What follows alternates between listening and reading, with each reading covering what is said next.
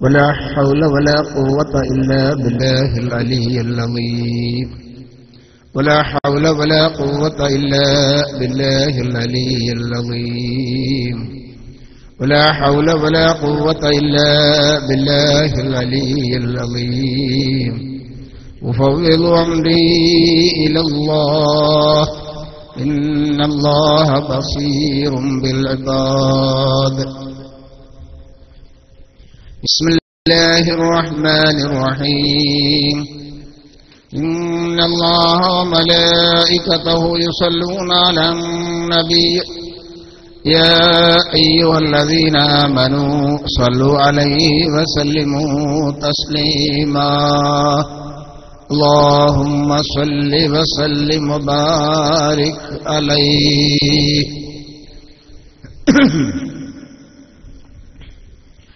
ألا يا رسول الله يا خير مرسلين وممدوده خيرا نوالي ينيلوا عليك صلاة الله ثم سلامه بتعداد ما قطر من السحب ينزلوا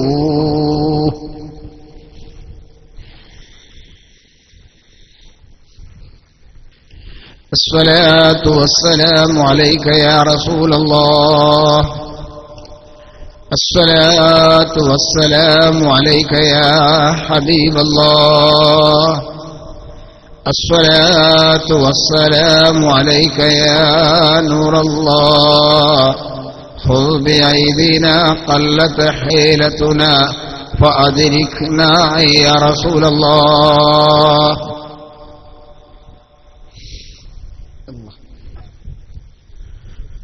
അല്ലാഹുവിന്റെ മഹത്തായ അനുഗ്രഹത്തോടെ പരിശുദ്ധ ഇൽമു ദിക്ർ സ്വലാത്തിന്റെ മജ്ലിസിൽ സംബന്ധിച്ച വന്യരായ പണ്ഡിത മഹത്തുക്കളെ, സാദാത്തുക്കളെ, നേതാക്കളെ, പ്രവർത്തകരെ, സഹോദര സഹോദരിമാരെ, വിശിഷ്യ മുതഅല്ലിമുകളെ, സർവശക്തനായ അല്ലാഹു സുബ്ഹാനഹു വ തആല നമ്മുടെ ഈ പ്രവർത്തനങ്ങളെല്ലാം നമുക്ക് ഇഹത്തിലും പരത്തിലും കൂലി കിട്ടുന്ന സാലിഹായ അമലായി നമ്മിൽ നിന്ന് സ്വീകരിക്കുമാറാവട്ടെ. നമ്മുടെയും നമ്മുടെ മാതാപിതാക്കള്, മശായിഖ്, ഉസ്താദുമാർ, ഭാര്യ, സന്താനങ്ങൾ, സഹോദര സഹോദരിമാർ, ദീനിന്റെ പേരിൽ നമ്മെ സ്നേഹിക്കുന്ന, സഹായിക്കുന്ന, നമുക്ക് ഭക്ഷണങ്ങളും മറ്റും നൽകി നമ്മോട് സഹകരിക്കുന്ന, ഈ സംഗമത്തിലേക്ക് സഹായിച്ച, സഹകരിച്ച, സംഭാവനകൾ നൽകിയ, വിശിഷ്യ ഈ സ്ഥാപനത്തിനു വേണ്ടി സ്ഥലം നൽകിയ, സ്വർണം നൽകിയ, അതേപോലെ ഇതിന് അഹോരാത്രം പ്രവർത്തിച്ചുകൊണ്ടിരിക്കുന്ന ഈ നാട്ടിലുള്ള വിദേശത്തുമുള്ള നല്ലവരായ എല്ലാ മുഅ്മിനുകളുടെയും ലോക മുഅ്മിനീങ്ങളുടെയും എല്ലാവിധ ദോഷങ്ങളെയും ഗഫൂറും ഗഫാറുമായ റബ്ബ് വിട്ടുപുറത്ത് മാപ്പാക്കി തരുമാറാവട്ടെ. നമ്മുടെയും അവരുടെയും എല്ലാവിധ രോഗങ്ങളെയും ഷാഫിയും കാഫിയുമായ റബ്ബ് ശിഫയാക്കുമാറാവട്ടെ. നമ്മുടെയും അവരുടെയും ഹലാലായ എല്ലാ ഉദ്ദേശങ്ങളെയും പൂർത്തീകരിച്ചുകൊണ്ട് ഇരു വീട്ടിലും സജ്ജനങ്ങളിൽ ഉൾപ്പെടുത്തി അനുഗ്രഹിക്കുമാറാവട്ടെ. ആമീൻ എന്ന് പ്രാർത്ഥിച്ചുകൊണ്ട് ഈ സമയം ഈ സദസ്സിലേക്ക് ആവശ്യമായത് പറയിപ്പിക്കുകയും അത് നമ്മുടെ ഇഹപര വിജയത്തിന് ആധാരമായി എന്നുമെന്നും സൂക്ഷിക്കാൻ റബ്ബ് തആല തൗഫീഖ് നൽകി അനുഗ്രഹിക്കട്ടെ. ഈ സദസ്സിനെ ദിക്ർ, സ്വലാത്തിന്റെയും മഹത്തുക്കളുടെ സ്മരണകളുടെ സംഗമവുമായി അല്ലാഹു സുബ്ഹാനഹു വ തആല സ്വീകരിക്കുകയും ഇവിടെ വെച്ചുകൊണ്ട് ചെയ്യുന്ന ദുആകൾക്ക് ഉത്തരം നൽകി അനുഗ്രഹിക്കുകയും ചെയ്യുമാറാവട്ടെ. ആമീൻ എന്ന് പ്രാർത്ഥിച്ചുകൊണ്ട് ആദ്യമായി ഞാൻ ഉണർത്തുന്നത്, നമ്മൾ മുമ്പും പരിചയപ്പെട്ടവരാണെങ്കിലും പ്രാസംഗികനല്ല എന്നാണ്. അതുകൊണ്ട് അതിൻ്റെതായ ശൈലിയിലുള്ള ഉജ്ജ്വലമായ ഒരു പ്രസംഗം പ്രതീക്ഷിക്കേണ്ടതില്ല. അത് നിങ്ങൾ ഇതിന് തൊട്ട് മുമ്പ് പണ്ഡിതരിൽ നിന്ന്, പ്രാസംഗികരിൽ നിന്ന് നിങ്ങൾ ശ്രദ്ധിച്ചു. അടുത്ത ദിവസങ്ങളിലും അല്ലാഹു അതെല്ലാം മഖബൂലാക്കട്ടെ. അതെല്ലാം ആഖിറത്തിലേക്കുള്ള അഅ്മാലുകളാക്കി മാറ്റി അല്ലാഹു സ്വീകരിച്ച് നന്മ ചൊരിയട്ടെ. പ്രാസംഗികന്മാർക്കും കേട്ട് അനുസരിച്ച് പ്രവർത്തിക്കുന്നവർക്കും അല്ലാഹു തൗഫീക്ക് നൽകട്ടെ. നമ്മുടെ ദീനീ പ്രവർത്തകർക്ക് അല്ലാഹു തആല ആഫിയത്തോടെ ദീർഘായുസ് നൽകട്ടെ. നമ്മിൽ നിന്ന് കൺമറഞ്ഞു പോയ മഹത്തുക്കളായ ആരിഫീങ്ങള്, ഔലിയാക്കള്, മഹാന്മാരായ പണ്ഡിതന്മാര്, അവരുടെ എല്ലാം ദറജകളെ അല്ലാഹു സുബ്ഹാനഹു വ തആല ഉയർത്തുകയും അവരുടെ ഖദർ അറിഞ്ഞുകൊണ്ട് അവരുടെ പിന്നിൽ അണിനിരന്ന് അവരെ സ്നേഹിച്ചുകൊണ്ട് അവരോട് പിൻപറ്റി ജീവിക്കാൻ സർവശക്തനായ റബ്ബ് നമുക്കും നമ്മുടെ കുടുംബത്തിനും നമ്മെ സ്നേഹിക്കുന്നവർക്കും തൗഫീക്ക് നൽകട്ടെ. ആമീൻ എന്ന് ആദ്യമായി പ്രാർത്ഥിക്കുന്നു. ബഹുമാനപ്പെട്ട ഉസ്താദ് അവറുകളുടെ, കണ്ണീത്ത് ഉസ്താദ് അവറുകളുടെ അനുസ്മരണമാണ് യഥാർത്ഥത്തിൽ ഇവിടെ നടക്കുന്നത്. അതിന് നാം ചെയ്യേണ്ടത് നമ്മുടെ കഴിവ് വെച്ചുകൊണ്ട് അത് ആ സ്മരണ ഇവിടെ നിലനിർത്താൻ ദീനിയായി എന്താണോ ചെയ്യേണ്ടത് അതിലേക്ക് സ്ഥലമായോ കാശായോ സ്വർണമായോ ഏത് വിധേനയാണ് സഹായിക്കാൻ കഴിയുന്നതെങ്കിൽ ആ രൂപത്തിലെല്ലാം സഹായിച്ചുകൊണ്ട് ആ നാമം ഇവിടെ ദീർഘകാലം നിലനിർത്താൻ ആവശ്യമായത് ചെയ്യുക എന്നത് ഇന്നാട്ടിലുള്ള ഓരോ മുഅ്മിനീങ്ങളുടെയും കടമയാണ് എന്ന് ഞാൻ ഓർമ്മിപ്പിക്കുന്നു. നിങ്ങൾക്കറിയാം, നിങ്ങൾ ധാരാളം ഉപദേശങ്ങൾ കേട്ടവരാണ്. പക്ഷെ ഞാനൊന്ന് ഉണർത്തുക മാത്രമാണ് ചെയ്യുന്നത്.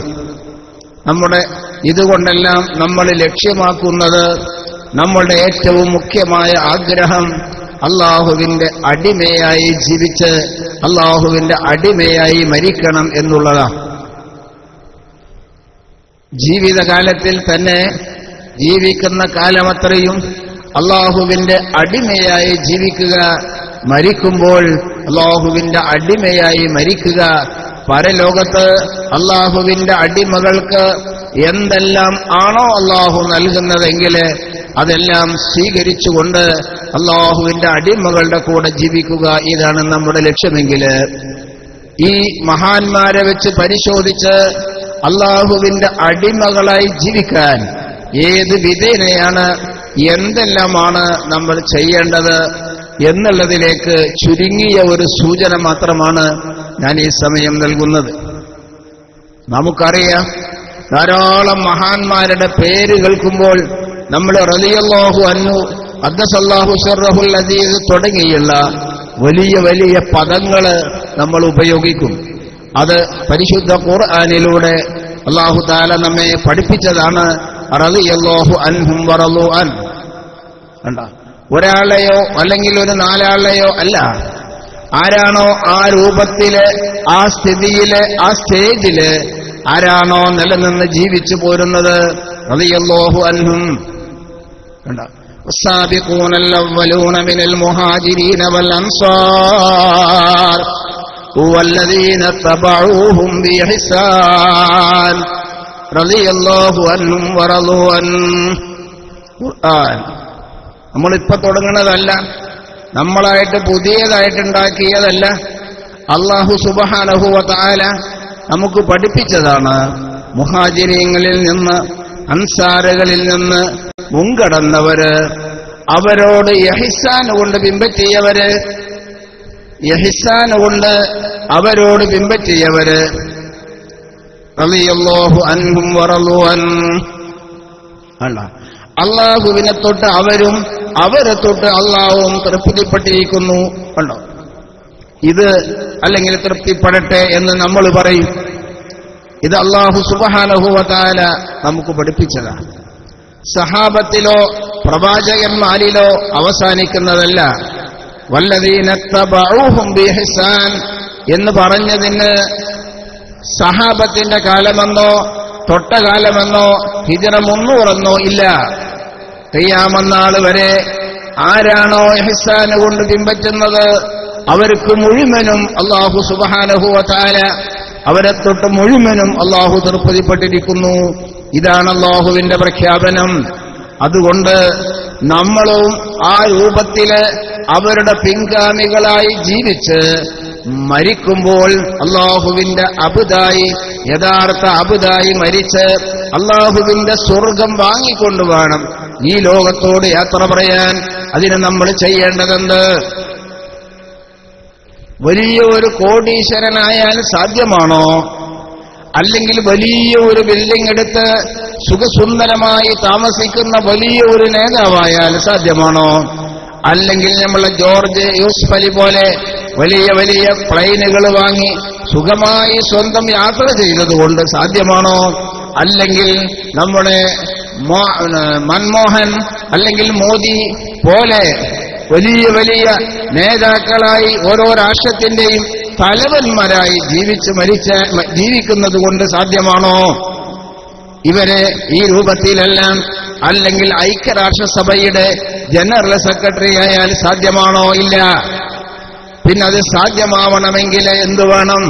അല്ലാഹുവിന്റെ യഥാർത്ഥ ഖാലിസായ അബ്ദ്, അല്ലാഹുവിന്റെ ഖാസായ അബ്ദ്, ആ അബ്ദ് ഈ ഭൂമിയുടെ മുകളിൽ ജീവിക്കുവാനും മരിക്കുന്ന സമയത്ത് അല്ലാഹുവിന്റെ അതേ അടിമയായി മരിക്കുവാനും നാളെ പരലോകത്ത് വരുമ്പോൾ അല്ലാഹുവിന്റെ അടിമകളിൽ ഉൾപ്പെടാനും ആവശ്യമായതെന്ത്?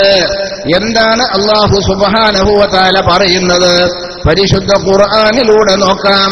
യാ അയ്യതുഹൻ നഫ്സുൽ മുത്മഇന്ന ഇർജി ഇലാ റബ്ബികി റളിയതൻ മർദിയ ഫദ്ഖുലി ഫീ ഇബാദി വദ്ഖുലി ജന്നതി.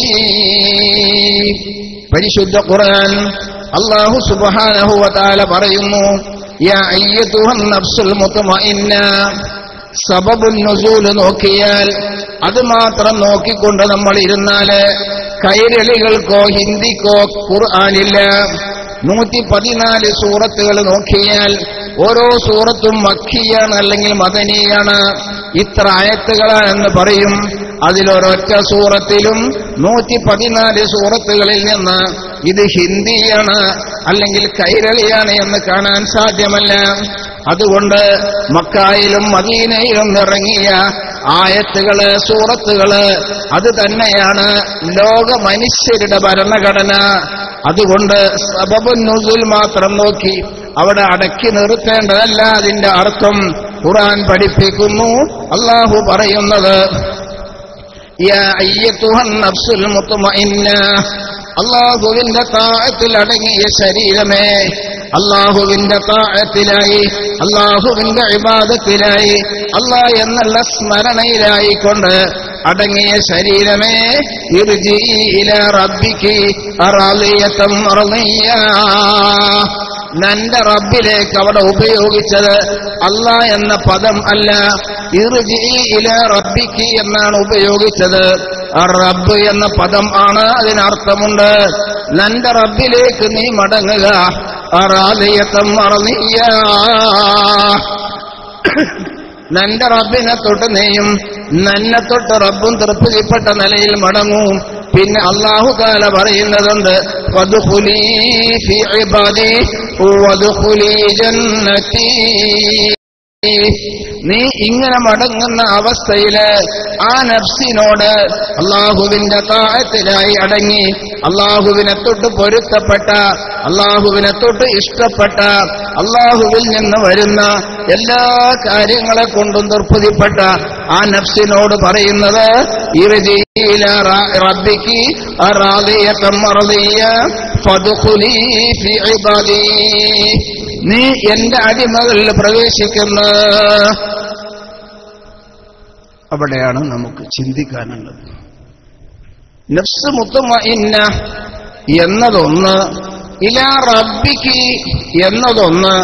ഈ രണ്ട് കാര്യവും വെച്ച് ചിന്തിക്കുമ്പോഴാണ് ഇതിന്റെ ഗൗരവം നമുക്ക് മനസ്സിലാവുന്നത്. ചുരുങ്ങിയ പദങ്ങളിലൂടെ നമുക്ക് പരിശോധിക്കാം.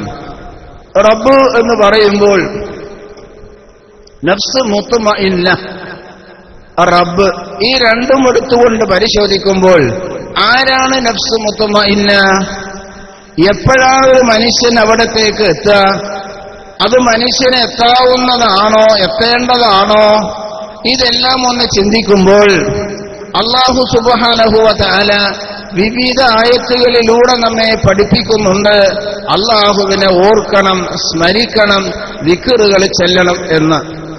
അങ്ങനെ ഒരു മനുഷ്യൻ അത് മനസ്സിലാക്കി അവന്റെ റബ്ബ്, അവന്റെ ഖാലിഖ്, അവന്റെ റാസിഖ്, അവന്റെ ഇലാഹ് ഒരേ ഒരു അല്ലാഹുവാണെന്ന് മനസ്സിലാക്കിക്കൊണ്ട് അവനെ പോറ്റുന്നവൻ, അവനിക്കാണ് റബ്ബെന്ന് പറയുന്നത്. എങ്ങനെയാണ് അവനെ പോറ്റുന്നത്? 24 മണിക്കൂറിന്റെ ഇടയിൽ 23,000-ൽ പരം പ്രാവശ്യം ശ്വാസോച്ഛ്വാസം ചെയ്യുമ്പോൾ ഈ ശ്വാസം മേലോട്ട് കയറ്റുന്നവനാര്?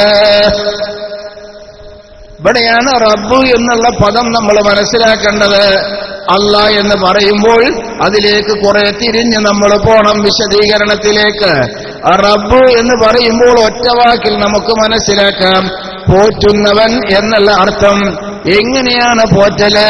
24 മണിക്കൂറിന്റെ ഇടയിൽ 23,000-ൽ പരം പ്രാവശ്യം ശ്വാസോച്ഛ്വാസം ചെയ്യുന്ന മനുഷ്യൻ. ഓരോ മനുഷ്യനും ജാതി മതഭേദമന്യേ ചിന്തിക്കേണ്ടതാണ്. ആരാണ് ഈ ശ്വാസം മേലോട്ട് കയറ്റുന്നത്? അതേ ശ്വാസം ആരാണ് താഴോട്ട് വലിക്കുന്നത്?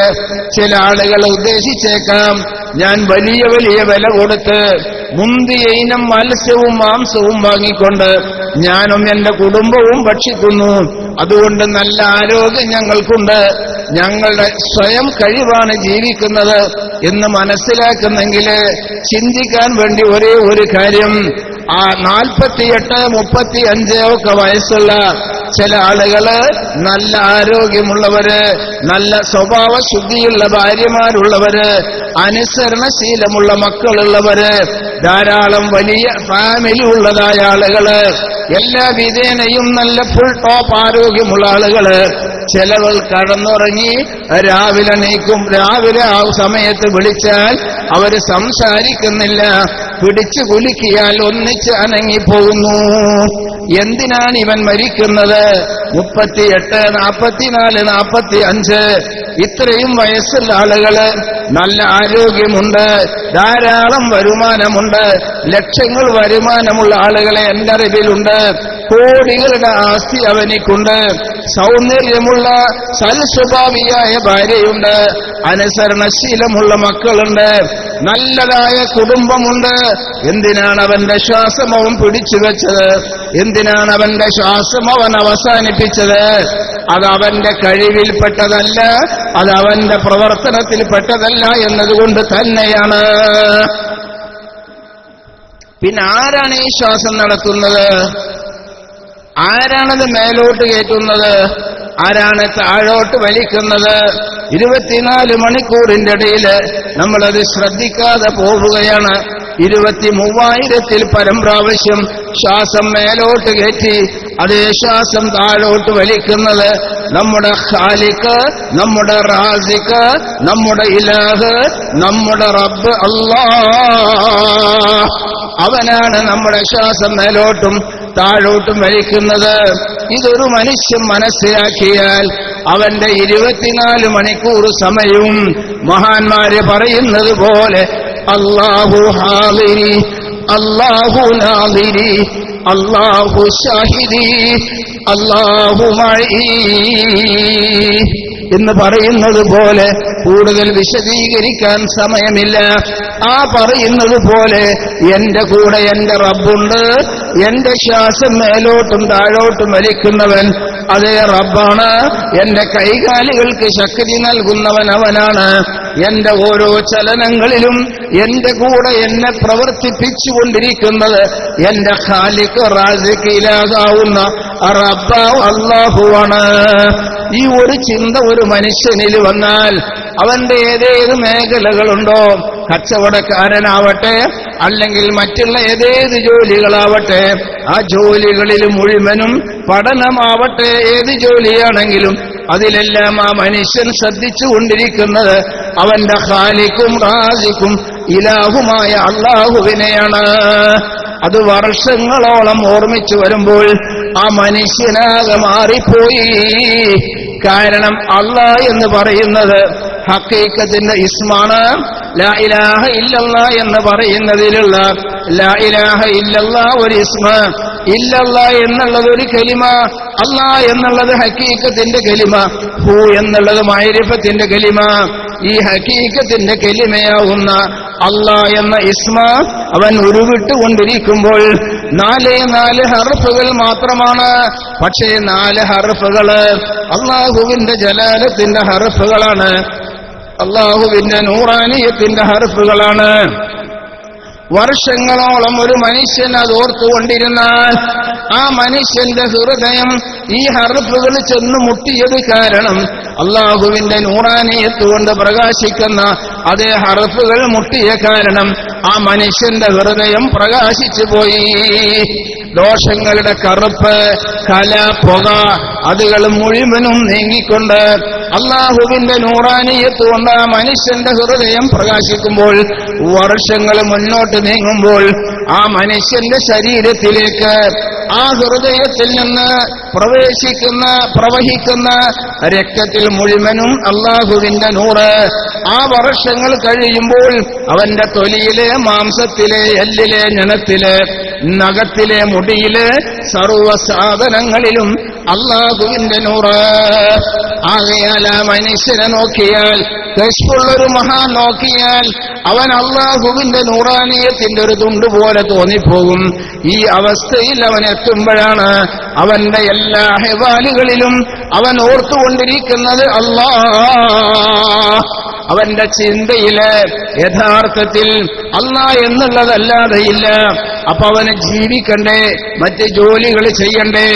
ഏത് ജോലികൾ ചെയ്താലും, ഏതേത് മേഖലകളിൽ ജീവിച്ചാലും അവന്റെ എല്ലാ സമയത്തും എല്ലാ ജോലികളിലും അല്ലാഹുവാണ് അവന്റെ കൂടെ. അവന്റെ എല്ലാ കാര്യങ്ങളും നടത്തുന്നവൻ അല്ലാഹുവാണ് എന്ന ആ സ്റ്റേജിലേക്ക് വരുമ്പോൾ യാ അയ്യത്തുഹൻ നഫ്സുൽ മുത്മഇന്ന, അമ്മാറ ലവ്വാമ മുൽഹിമ കഴിഞ്ഞുകൊണ്ട് നഫ്സ് മുത്മഇന്നത്ത് എന്ന സ്റ്റേജിലേക്ക് ആ മനുഷ്യൻ വരുമ്പോൾ അവനോടാണ് അല്ലാഹ് പറയുന്നത് ഇർജിഇ ഇലാ റബ്ബികി റാളിയതൻ മർദിയ. നിന്റെ റബ്ബിലേക്ക്, റബ്ബിനെ തൊട്ട് നീയും നന്നെ തൊട്ട് റബ്ബും തൃപ്തിപ്പെട്ട നിലയിൽ മടങ്ങും. കാരണം ആ മനുഷ്യനിക്ക് പരാതിയില്ല. എനിക്ക് വെള്ളം നൽകുന്നവൻ അല്ലാഹു, എനിക്ക് വസ്ത്രം നൽകുന്നവൻ അല്ലാഹു, എനിക്ക് സമ്പത്ത് നൽകുന്നവൻ അല്ലാഹു, എനിക്ക് ഭാര്യയെ നൽകിയവൻ അല്ലാഹു, എന്റെ കച്ചവടത്തിൽ ബർക്കത്ത് നൽകുന്നവൻ അല്ലാഹു, എനിക്ക് കാഴ്ച നൽകുന്നവൻ അല്ലാഹു, ഏതേത് കഴിവുകൾ എനിക്കുണ്ടോ അതുകളെല്ലാം നൽകുന്നവൻ അല്ലാഹു എന്ന ആ ചിന്ത മനുഷ്യനിൽ വന്നു. സ്ഥിരമായി അവന്റെ ശ്രദ്ധയിൽ അതുറക്കുകയും ചെയ്തു. അങ്ങനെ വരുമ്പോൾ ആ മനുഷ്യനോട് ആ സ്റ്റേജിൽ എത്തുമ്പോഴാണ് അല്ലാഹു തആല പറയുന്നത് ഫദ്ഖുലീ ഫീ ഇബാദി വദ്ഖുലീ ജന്നതി. നീ എന്റെ അടിമകളിൽ പ്രവേശിക്ക്, നീ എന്റെ സ്വർഗത്തിൽ പ്രവേശിക്ക്. പാസ് കിട്ടി. ഇനി എപ്പ എവിടുന്ന് മരിച്ചാലും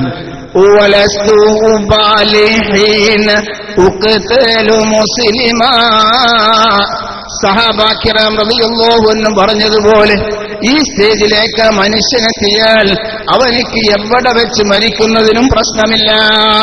കാരണം അവന്റെ റബ്ബ് അവന്റെ കൂടെ, അവന്റെ ഉള്ളിലും പുറത്തും അവന്റെ റബ്ബ്.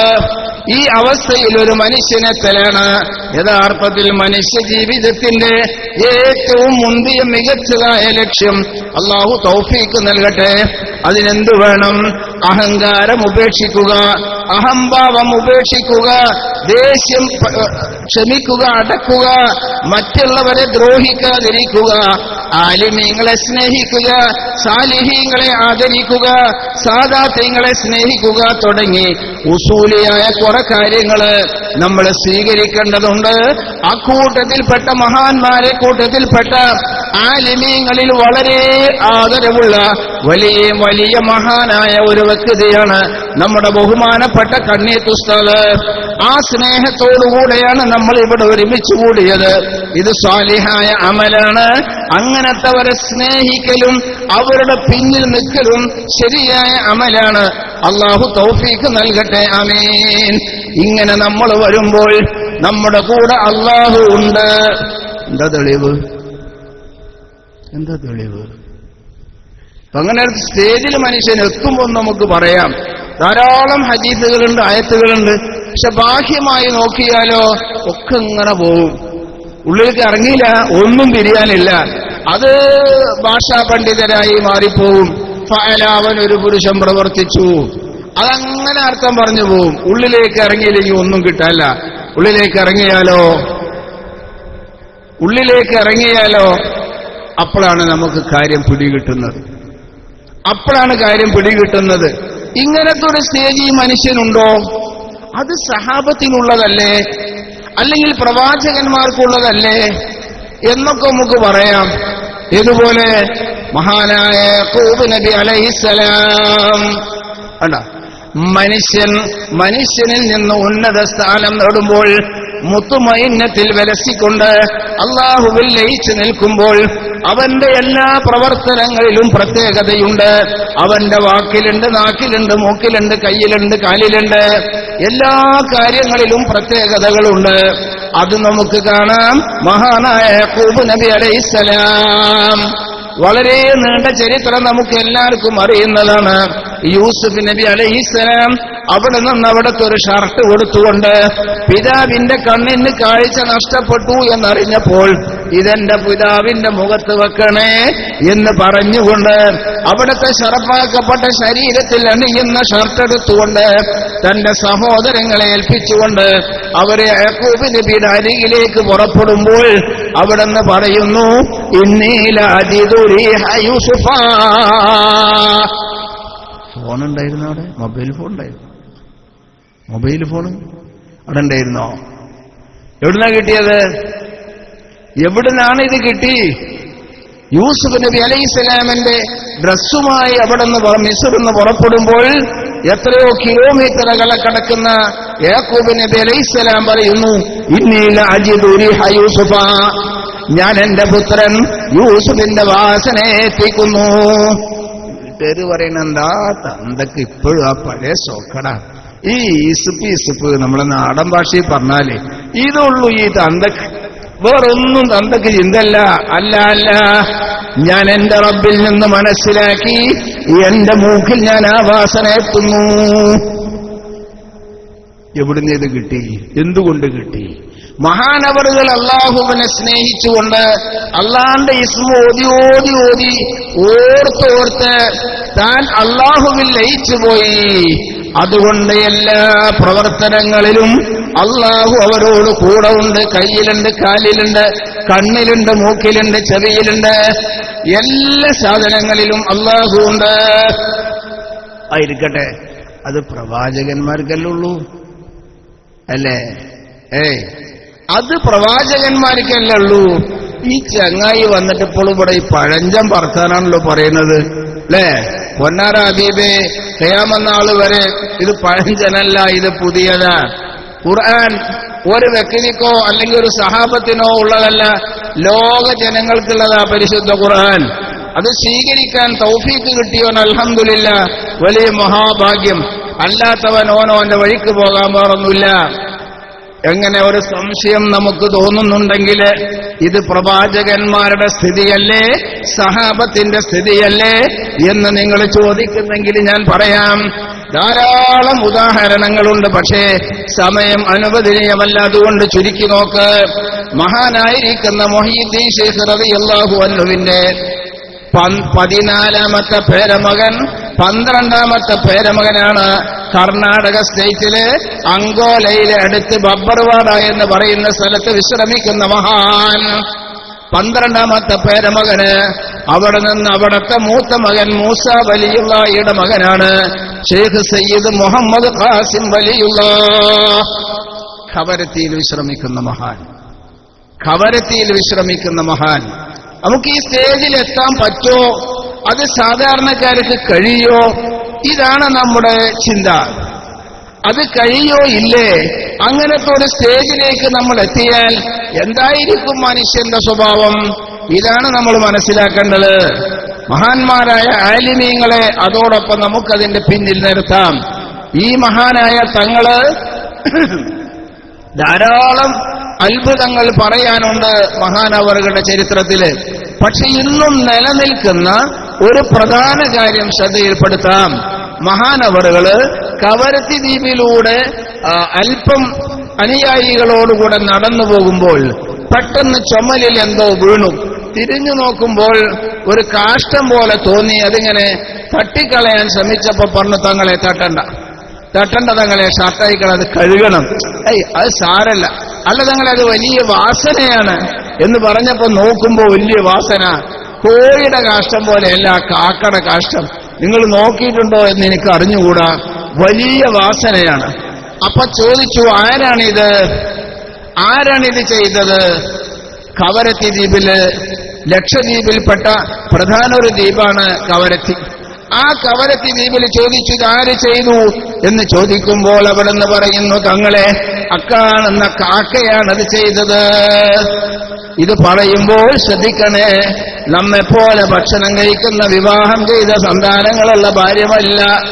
അതേപോലെ രണ്ടു കാലിൽ നടക്കുന്ന മഹാനായ മൊഹീദ്ദീൻ ശൈഖിന്റെ 14ാമത്തെ പേരമകൻ ശൈഖ് സയ്യിദ് മുഹമ്മദ് ഖാസിം വലിയുള്ളാഹ്.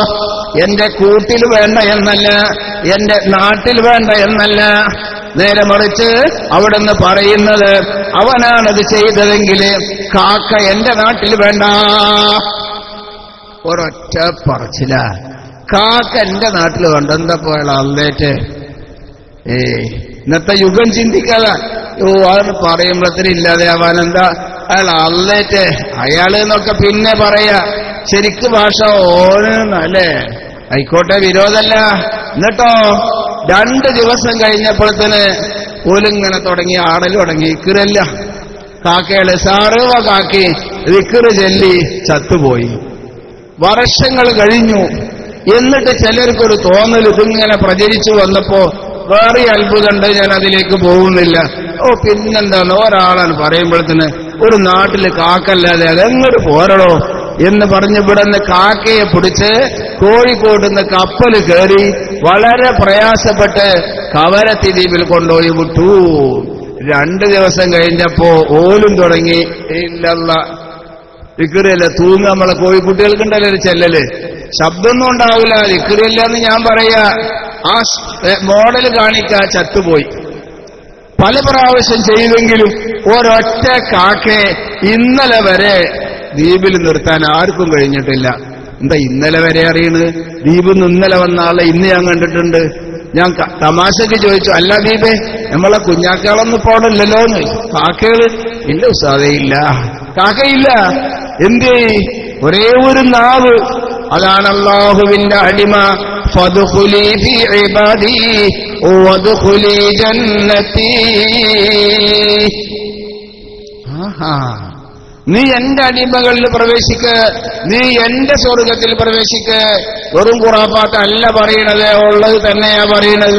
ഇന്നായിരിക്കട്ടെ മോലിയരെ, അതൊക്കെ തങ്ങന്മാരതല്ലേ. തങ്ങന്മാർക്ക് സ്ഥാനമുണ്ട്. ആരാ സ്ഥാനമല്ല അറിയണു? വലിയ സ്ഥാനമുണ്ട്. ആരിഫീങ്ങൾക്കും സ്ഥാനമുണ്ട്. ആശിക്കീങ്ങളായ ആലിമീങ്ങള് അവർക്കും സ്ഥാനമുണ്ട്. അതെന്താ? ഒറ്റ തെളിവ് പറയാം. റസൂലുള്ളാഹി സ്വല്ലല്ലാഹു അലൈഹി വസല്ലമ തങ്ങളുടെ 1ാമത്തെ ഖലീഫ ആരാ? 1ാമത്തെ ഖലീഫ അബൂബക്കർ റളിയല്ലാഹു അൻഹു. അബൂബക്കർ റളിയല്ലാഹു അൻഹു തങ്ങൾ പാപ്പയല്ലേ? എന്താ സംശയമുണ്ടോ? അബൂബക്കർ റളിയല്ലാഹു അൻഹു തങ്ങൾ പാപ്പയാണോ? അല്ല. അബൂബക്കർ റളിയല്ലാഹു അൻഹു സയ്യിദ് അല്ല. പക്ഷേ ലോകത്തിന്റെ നേതാവ് മുഹമ്മദ് മുസ്തഫ സ്വല്ലല്ലാഹു അലൈഹി വസല്ലമ തങ്ങളുടെ നമ്പർ 1 ഈ ലോകത്തുള്ള ഖലീഫ അബൂബക്കർ റളിയല്ലാഹു അൻഹു സയ്യിദ് അല്ല. അനവ അബൂബക്കറും ഫിൽ ജന്നത്തി ഹാകദാ. സയ്യിദന്മാരെ നമ്മൾ സ്നേഹിക്കണം, ബഹുമാനിക്കണം. അത് നമ്മളുടെ ജീവാണ്, അതാണ് നമ്മളുടെ ജീവ്, അതാണ് നമ്മളുടെ റൂഹ്. അവരെ നമ്മൾ സ്നേഹിക്കണം, ബഹുമാനിക്കണം, സഹായിക്കണം. പക്ഷേ ആശിക്കീങ്ങൾക്ക് പവറുണ്ട്. അതാണ് സയ്യിദു സിദ്ദീഖീൻ അബൂബക്കർ റളിയല്ലാഹു അൻഹു. എന്തേ കാരണം? അതും വെള്ളവും നോക്കുക. എന്താ അത് കാരണം? കണ്ട, സിദ്ദീഖ് റളിയല്ലാഹു അൻഹുവിന്റെ ശൈഖാണ് റസൂലുള്ളാഹി. ലോകത്തിന്റെ ശൈഖ് സിദ്ദീഖിന്റെയും ശൈഖ്. പക്ഷേ ഈ സിദ്ദീഖിനെ പോലെ തങ്ങളിൽ ലയിക്കാൻ മറ്റാർക്കും കഴിഞ്ഞില്ല എന്നതാണ് യാഥാർത്ഥ്യം. അല്ലാഹുവിന്റെ നൂറാവുന്ന മുഹമ്മദ് മുസ്തഫ, ലോകത്തിന്റെ മുഴുവനും ആത്മീയ പിതാവാവുന്ന മുഹമ്മദ് മുസ്തഫ, ഈ ലോകത്തിന്റെ മുഴുവത്തിന്റെയും സത്തയാവുന്ന മുഹമ്മദ് മുസ്തഫ, ഈ ലോകത്ത് മളുഹറ അല്ലാഹു വെളിവായതിൽ വെച്ച് ഏറ്റവും കൂടുതൽ വെളിവായ സാധനം മുഹമ്മദ് മുസ്തഫ. ഈ റസൂലുള്ളാഹിനെ ഉൾക്കൊള്ളാൻ സിദ്ദീഖിന് കഴിഞ്ഞതുപോലെ മറ്റാർക്കും കഴിഞ്ഞിട്ടില്ല. അതുകൊണ്ടാണ് ആശിഖീങ്ങളുടെ നേതാവ്, ആരിഫീങ്ങളുടെ നേതാവ്, ആശിഖീങ്ങളുടെയും ആരിഫീങ്ങളുടെയും സിദ്ദീഖീങ്ങളുടെയും നേതാവായ മഹാനായ അബൂബക്കർ റളിയല്ലാഹു അൻഹു എത്രയാണ് നമ്മൾ പറയേണ്ടതെന്ന് അറിഞ്ഞുകൂടാ ആ സ്റ്റേജിലെത്തിയത്, റസൂലുള്ളാഹിന്റെ ഒന്നാമത്തെ ഖലീഫയായത്. അതുകൊണ്ട് വിലായത്ത് വേണമെങ്കിൽ സയ്യിദാവല് ഷറത്തില്ല, അടിമയാവണമെന്നേ ഉള്ളൂ. നിങ്ങൾ നോക്ക്, മഹാനായ ആലുവ അബൂബക്കർ മുസ്ലിയാർ, മാടവന അബൂബക്കർ മുസ്ലിയാർ എന്ന് എഴുതപ്പെടുന്ന ആലുവ അബൂബക്കർ മുസ്ലിയാർ എന്ന പേരിൽ പ്രസിദ്ധരായ മഹാനായ ആലുവ മഹാനവറുകളുടെ ഒരൊറ്റ ചരിത്രം പറയാം. സയ്യിദ് കുടുംബത്തിൽ ജനിച്ച ആളല്ല, സയ്യിദ് കുടുംബത്തിൽ ജനിച്ച ആളല്ല. എന്നാ തങ്ങളെ എന്ന് വിളിച്ചാൽ തെറ്റുണ്ടോ? അതുമില്ല. വേണ്ടാത്ത പറയണില്ലേ, വേണ്ടാത്ത പറയണത്. ആരിഫീങ്ങളുടെ ഭാഷയില് നബി സല്ലല്ലാഹു അലൈഹി വസല്ലമ തങ്ങളെ ഒരു പ്രാവശ്യം മനാമിൽ കണ്ടാൽ പിന്നെ ആ മനുഷ്യനെ തങ്ങളെ എന്ന് വിളിച്ചാൽ തെറ്റില്ല, അയാൾക്ക് സയ്യിദിന്റെ സ്റ്റേജ് ഉണ്ട് എന്നാണ്. എങ്കിൽ ആലുവ അബൂബക്കർ മുസ്ലിയാർ അങ്ങനെയൊന്നും അല്ല, അതിന്റെ ഒക്കെ കുറെ അപ്പുറത്ത് കണ്ടിട്ടുണ്ട്. അതിനിപ്പോ അത് വിവരിക്കല്ല, ഒക്കെ പറഞ്ഞാൽ പിന്നെ കുറെ തർക്കിക്കേണ്ടി വരും, അതിലേക്ക് പോകുന്നില്ല. അത് മനുഷ്യൻ എന്താണെന്ന് മനസ്സിലാക്കിയാൽ, മനുഷ്യന്റെ കമാലിയത്ത് എന്താണെന്ന് അറിഞ്ഞാൽ, മനുഷ്യന് ശരിയായ രൂപത്തില് കമാലിയത്തിലെത്തുമ്പോ ഏത് സ്റ്റേജിലാണ് ജംഅം വ ഫർഖം ബഅദ ജംഇൽ ജമ്മി, ജമ്മുൽ ജമ്മ് കഴിഞ്ഞുകൊണ്ട് ജംഇയത്തിന്റെയും ഫർഖിയത്തിന്റെയും സ്റ്റേജിൽ വരുമ്പോൾ ആരാണ് ആ മനുഷ്യൻ എന്ന് മനസ്സിലാക്കാൻ കഴിഞ്ഞാൽ അവനിക്കറിയാം അത് പ്രശ്നമല്ല. അപ്പൊ സയ്യിദ് അല്ലാത്ത മഹാനായ ആലുവ അബൂബക്കർ മുസ്ലിയാർ മഹാനവറുകളുടെ അരികിലേക്ക് 1972 ജാമിയയിൽ നിന്നൊരു വിദ്യാർത്ഥി കണ്ണിന്റെ കാര്യം പറയാൻ പോയി. കാരണം എന്താ? അയാളുടെ കണ്ണിന് അക്കാലത്തെ ഏറ്റവും വലിയ ഡോക്ടറെ കാണിച്ചിട്ട് ഓപ്പറേഷൻ തന്നെ വേണം, നിർബന്ധമായി വിധിച്ചു. അടുത്ത ക്യാമ്പിന് ഡേറ്റും കൊടുത്തു. മൂപ്പര് വന്നിട്ട് ഉസ്താദുമാരടുക്കൽ വന്ന് കരഞ്ഞു. അപ്പൊ ഈ കെ ഉസ്താദ് പറഞ്ഞു, എടാ നീ ആലുവയിലൊന്ന് പോയോക്ക് എന്ന്. പക്ഷെ ഒരു കാര്യമുണ്ട്, ഇവിടുന്നാണ്ട് വെറുതെ പാഞ്ഞു പോണ്ട, ഇവിടുന്ന് അവിടെ എത്തോളം ഫാത്തിഹ ഓതിക്കോ അല്ലെ കുൽഹുവ ഓതിക്കോ, എന്നിട്ട് ചെന്നിട്ട് മൂപ്പരോട് വിവരം പറയാം എന്ന് പറഞ്ഞു. അങ്ങനെ പിറ്റേ ദിവസം അദ്ദേഹം പുറപ്പെട്ടു. അവിടെ ചെന്നപ്പോ ഒരു തുണിക്കശാലയിൽ ഇങ്ങനെ ഇരിക്കുക മഹാനവറുകള്, അപ്പുറത്ത് 2-3 ആളുകൾ, ഒരു മൗലവിയും ഒക്കെ ഇരിക്കുന്നുണ്ട്. പതുക്കെ പതുക്കെ അങ്ങനെ ചെന്ന് മൂപ്പരാൾ അങ്ങനെ ഉള്ളതുകൊള്ളെ നോക്കിയിട്ട് ഇങ്ങനെ ഇരിക്കുക. ആ ഇരിക്കണ ഇരുത്തത്തിൽ ഈ കക്ഷി പതുക്കെ ചെന്നുകൊണ്ട് ഏകദേശം അടുത്തെത്തിയപ്പോ അസ്സലാമു അലൈക്കും ഒരു സലാമാണ് കൊടുത്തു. ഈ സലാം കൊടുത്തോടുകൂടെ അങ്ങനെ ഒരു നോട്ടം കൊണ്ട് നോട്ടിയിട്ട് ചാടി കൊണ്ട് നേച്ചിട്ട് ഒരു തട്ടാൻ തട്ടി കണ്ണട, എന്നിട്ട് പറഞ്ഞു കണ്ണടയും വേണ്ട, ഓപ്പറേഷൻ വേണ്ട. സുബ്ഹാന ജല്ല ജലാലു. ഈ മനുഷ്യൻ പെട്ടെന്ന് തരിച്ചുപോയി. കാരണം എന്താ? അള്ളാഹുവിന്റെ നൂറാനിയത്ത് ഇയാളിൽ മുട്ടിപ്പോയി, അത് കാരണം പേടിച്ചുപോയി. അപ്പൊ പെട്ടെന്ന് അവിടെയുള്ള മൂലര് നീച്ചു വന്ന്, എന്താ എവിടുന്ന മന വരുന്നു, എന്താ വിഷയം? വേഗം പോയിക്കോ, അൽഹംദുലില്ലാഹ് വല്ലാത്ത കിട്ടല കിട്ടിയത്, പോയിക്കോ. എന്റെ കണ്ണട ഒന്നുണ്ട് എടുത്താട്ടെ. കണ്ണട വേണ്ട എന്ന് പറഞ്ഞത് പിന്നെ എടുക്കാൻ പോവുകയാണോ?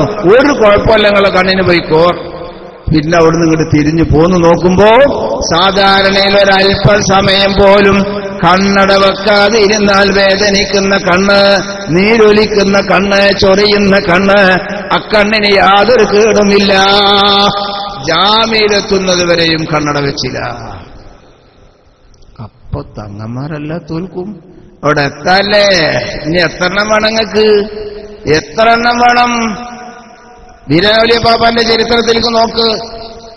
അങ്ങനെ ഒരു തലക്കന്നിലെടുത്താൽ ഔലിയാക്കളാണെന്ന് സ്വയം അറിയാത്ത മഹാന്മാരിൽ നിന്ന് പോലും അതുണ്ടാവാം. കണ്ണീത്തുസാദിന്റെ നാവിലില്ലേ വിലായത്ത്? നാട്ടുകാരാവുമ്പോ മുറ്റത്തെ മുല്ലക്ക് മണല്ലാന്ന അത് ഒമരുണ്ടാവൂലേ? എങ്ങനെ സ്ഥിരം കണ്ടോണ്ട് നടക്കുമ്പോ നമ്മളെ വഴിയിലൊരു കൊടുത്തൂണ്ടെന്ന് വിചാരിക്കാം. അത് എല്ലാരെയും തട്ടി തട്ടി തട്ടി തട്ടി പിന്നെ അവസാനം അതിന് ഒമരുണ്ടാവൂല. ഇന്റെ വീട്ടിലെ കൊടുത്തുമ്പോ കടിക്കൂല എന്ന് പറഞ്ഞ് നമ്മളതിലെ ചെന്ന് തട്ടിയാൽ ഒരു ചൊറി ഉണ്ടാവൂല. എന്തേ? അതിന്റെ ഒമരൊക്കെ പോയി. എന്ന പോലെ ചെറുപ്പം മുതൽക്ക് ഇങ്ങനെ കണ്ടു കേട്ട് ശീലിച്ച് മിക്ക മഹാന്മാരുടെയും സ്ഥിതി അതാണ്. അവരെ മനസ്സിലാക്കുന്നത് എങ്ങനെയാണോ ആ രൂപത്തിലാണ് അവര് ജനങ്ങളോട് പെരുമാറുക. അല്ലെങ്കിൽ ഞാൻ വലിയൊരാളാച്ചിട്ട് ഇരിക്കൊന്നുമില്ല. ഇതൊരു സാധാരണക്കാരനാണെന്ന് മനസ്സിലാക്കിയ എന്തൊക്കെ മമ്മദു എന്റെ വർത്താനം സുഖല്ലേ, ആ മമ്മദുവിന്റെ ഹാലിലേക്ക് നമ്മളാണ്ട് ഇറങ്ങും. ഇല്ലെങ്കിൽ അഹമ്മദു അല്ല. അതാണ് ആളുകളുടെ മഹാന്മാരുടെ സ്വഭാവം. അതുകൊണ്ട് അവർക്ക് ഈ ആളുകളെ മനസ്സിലാക്കാൻ കഴിയില്ല. നിങ്ങൾ നോക്ക്, എത്രയോ സംഭവങ്ങൾ എന്റെ അറിവിലുണ്ട്. മഹാനവറുകൾ വേണമെന്ന് വെച്ച് പറഞ്ഞാൽ അത് അള്ളാഹു സ്വീകരിച്ചിട്ടുണ്ട്. എന്തേ? വല്ലദീന തബഊഹും ബിഇഹ്സാൻ.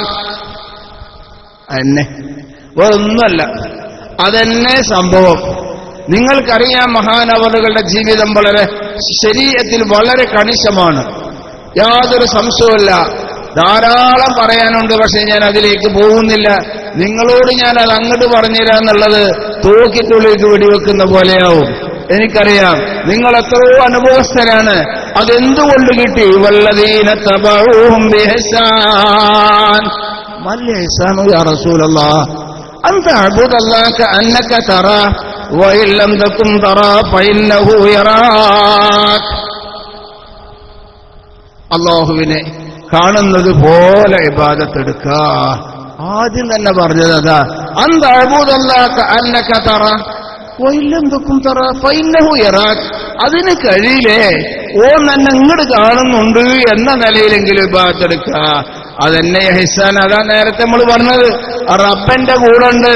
അല്ലാഹു ഹാദിരി, അല്ലാഹു നാദിരി, അല്ലാഹു ഷാഹിദി, അല്ലാഹു മഈ.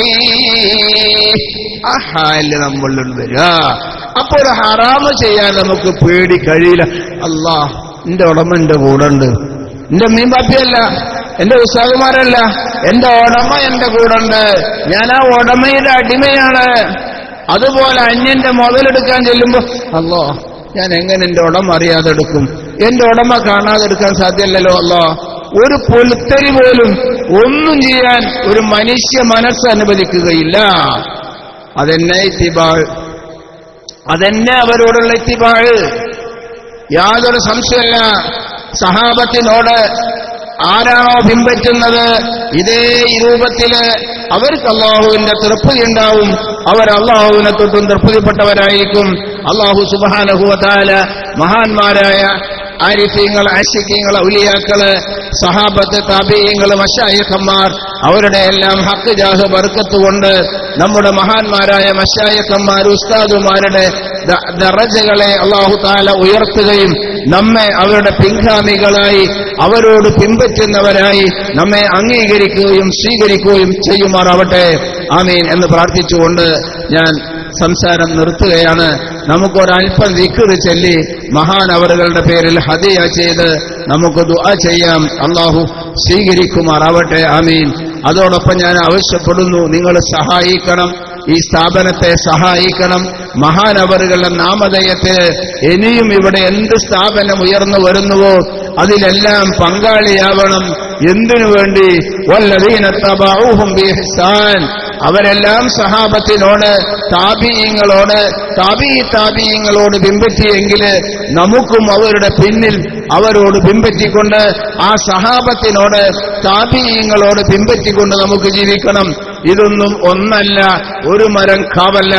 മഹാനായ മുഹയ്യിദ്ദീൻ ശൈഖ് റളിയല്ലാഹു അൻഹു, റിഫായി ശൈഖ് റളിയല്ലാഹു അൻഹു, ഖാജ മുഈനുദ്ദീൻ ചിശ്തി റളിയല്ലാഹു അൻഹു പോലെയുള്ള ഉന്നതരായ മഹാന്മാർ അവരും ഒരു മരം അല്ല, അവരും ഒരു മരം അല്ല. നേരെ മറിച്ച് നബി കരീം സല്ലല്ലാഹു അലൈഹി വസല്ലമ തങ്ങള് ശൈഖുന അലി റളിയല്ലാഹു അൻഹുവിനിക്ക് പഠിപ്പിച്ചു കൊടുത്ത അതേ കാര്യങ്ങള് അവിടുന്ന് ഹസൻ ബസരി തങ്ങൾക്ക് പഠിപ്പിച്ച് അവിടെ നിന്ന് ഓരോന്ന് തലമുറ മാറി മാറി മഹാനായ ഉസ്മാൻ ഹാറൂനി തങ്ങളിലെത്തുകയും അവരിൽ നിന്ന് ഖാജ മുഈനുദ്ദീൻ ചിശ്തിയിലേക്ക്, അവിടുന്ന് ഖുത്ബുദ്ദീൻ ബഖ്തിയാർ കാക്കി ഡൽഹിയിലേക്ക്, അവിടുന്ന് ബാബ ഫരീദുദ്ദീൻ കഞ്ചുശക്കർ ചിശ്തിയിലേക്ക്, അവിടുന്ന് മഖ്ദൂം അലാവുദ്ദീൻ അലി അഹമ്മദ് സ്വാബിരി ചിശ്തി ഉത്തരാഞ്ചല്, നിത്യേന 100 കണക്കിൽ ആളുകൾ സിയാറത്ത് ചെയ്യുന്ന മഹാൻ ആ വഴിയിലൂടെ വന്ന് അവരൊന്നൊന്നിലായി ലയിച്ചു ചേർന്നുകൊണ്ട് ആ മഹാന്മാർ അവരുടെ മുൻഗാമികളിലുള്ള എന്തേത് കാര്യങ്ങളാണോ അതുകൾ മുഴുവനും ആവാഹിച്ചെടുത്തുകൊണ്ട് തന്നിൽ കുടിയിരുത്തി ഗുരുത്വം എന്ന് പറയുന്ന ആ സ്ഥാനം കരസ്ഥമാക്കി ജീവിക്കുന്നവരാണ്.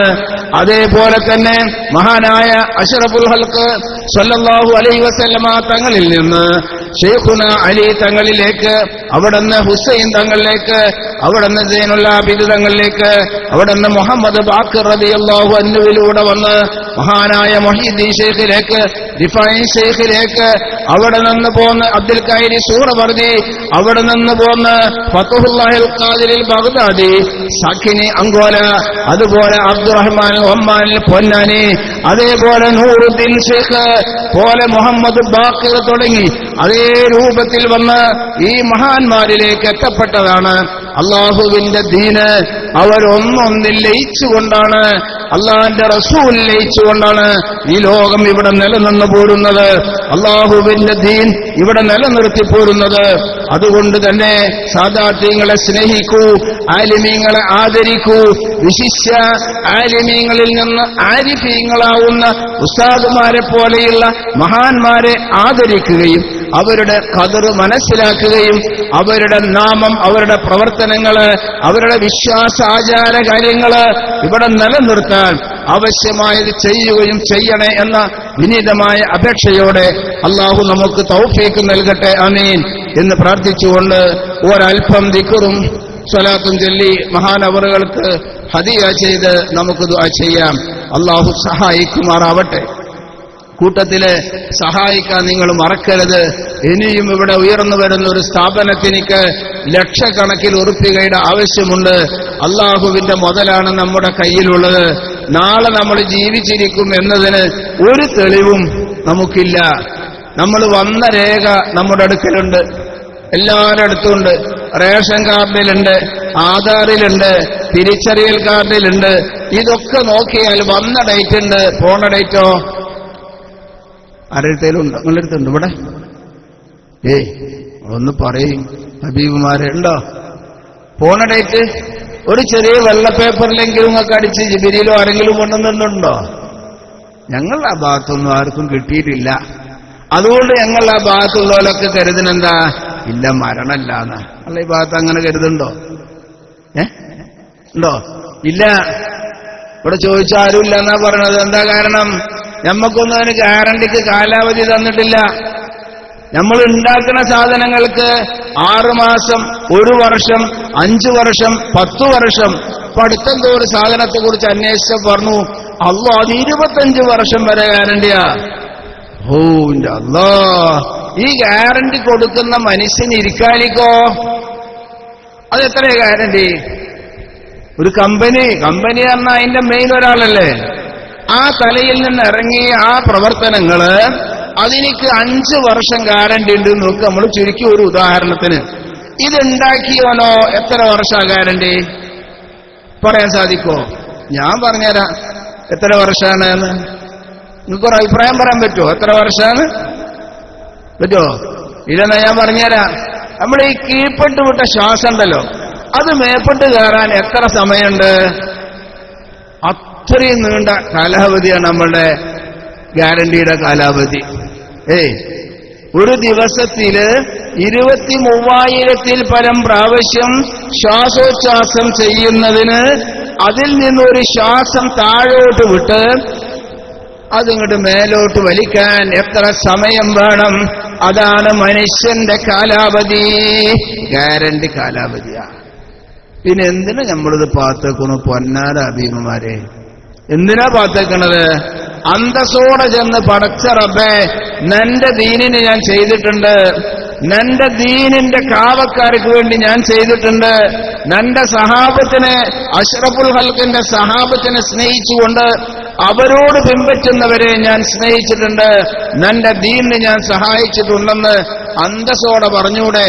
ഇവിടെ മൈക്കിൽ വിളിച്ചു പറയാനല്ല.